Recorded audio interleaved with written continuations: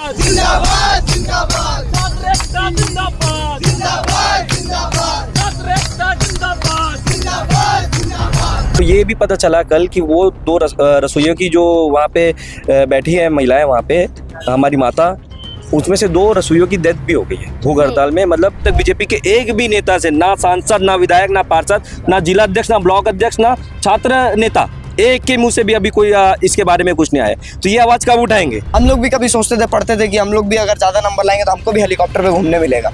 ऐसा इंफ्रास्ट्रक्चर होता था। इंग्लिश मीडियम स्कूल खुल गए, लोग आजकल सिफारिश लगवाते हैं उस एडमिशन में। भाजपा की सरकार में भी सिफारिश लगाते कि आत्मानंद में एडमिशन हो जाए। ये शिक्षा का स्तर था। यानी आपके कहने का मतलब है कि बीजेपी सरकार है इसलिए कंडीशन है। हाँ, बिल्कुल, कांग्रेस की सरकार आएगी तो सब कुछ ठीक हो जाएगा। बहुत अच्छा होगा।